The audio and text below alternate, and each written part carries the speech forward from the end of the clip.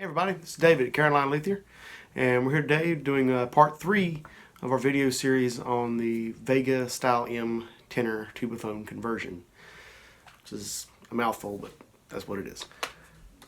But we're down here in the basement today getting ready to do some machine work on this thing. Now, in addition to a luthier, I'm also a gunsmith. It was my primary source of income for a long time before I got into doing luthier, and then that kind of just took over. But although I still do some, that gives me access to some machinery and some skills that most luthiers do not have. So, including this thing right here, my milling machine. So we're going to take advantage of that, and we're going to do a lot of the work in getting this neck shaped on the mill. Now what we have here is what we done last week. We have our neck just kind of roughed out, and we're going to take that mill and we're going to shave this down where it's true, shave this down where it's true, and then we'll turn it around and we're going to get this milled down to our final thickness that we want, and also on here. And then we're also going to mill out a channel for our truss rod here. And finally, after all that's done, we will glue our fretboard in place, as well as some overlays on the headstock and the heel, and leave that for a day or two to dry, and then we can cut this out, our top profile, and get started shaping. So let's go ahead and get started on that. Okay, now we got everything clamped in the mill, trued up, it's ready to go. First thing we want to do is we're going to level this surface. We're just going to shave off just enough to where I know this is true. I can trust this is a perfectly flat surface. And this will take a few passes. I'm not going to make you watch the whole thing. It's going to take a while, but it's still faster than trying to do this by hand. Trust me.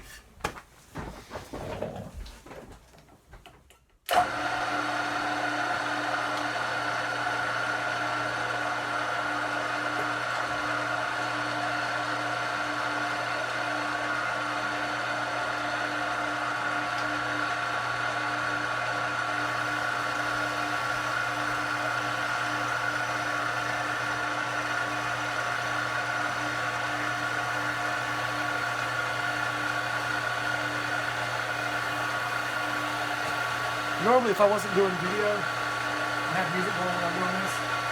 It's a little less monotonous.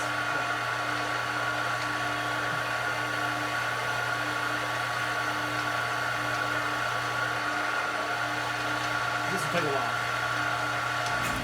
Alright, now we've got everything kind of trued up and squared away. You can see we have a nice, smooth, flat surface that our fretboard can glue to. Then we'll take everything down to its final thickness. And you see I've traced where I want to mill down to on the back side, and we'll take everything down to here. Same way we shaved this off, we're just going to take off a little bit more of a bite. And we're going to leave this shape here to be done by hand later on.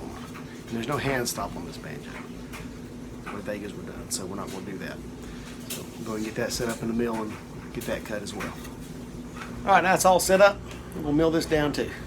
Just like we did top surface, we're just going to take it all the way down to 1 inch thick, including the fretboard, because that's what the customer wanted. He had another banjo he brought with him that I took measurements from because he really liked the feel of that one, and that's what we're going for. So 1 inch, counting the 3/16 thickness of this. So let's go ahead and do that.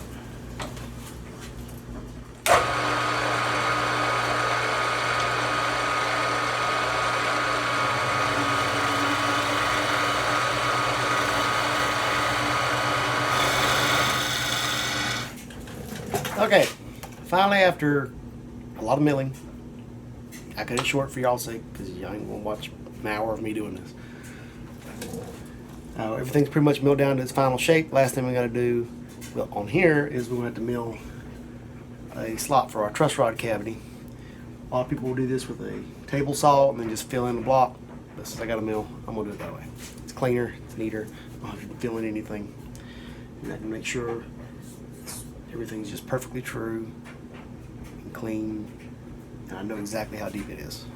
So we'll go do that, and I'll leave the camera running so you can see as much of this as you probably want to.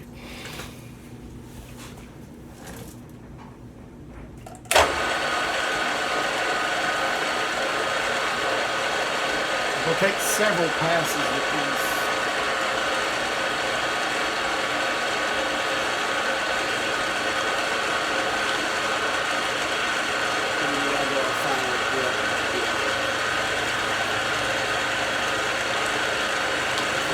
we have. Go through the center lines. This is a 3-piece neck. And the cut should follow that. You have to tweak it a little bit. This is wool. It's not perfectly true.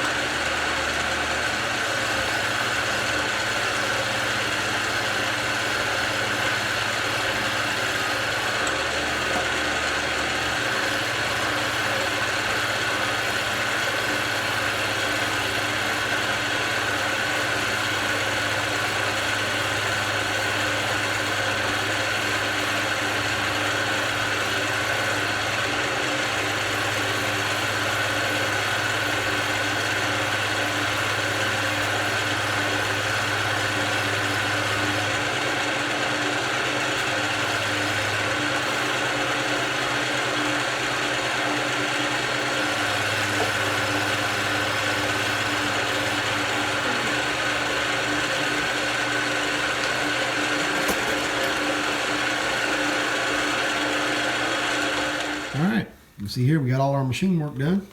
We have our truss rod channel cut. Truss rod fits in there nicely, flush. All we gotta do is glue the fretboard and our overlays on here. And it's all handwork from here on out. So I'm gonna go ahead and get that glued up, and we'll see you next time.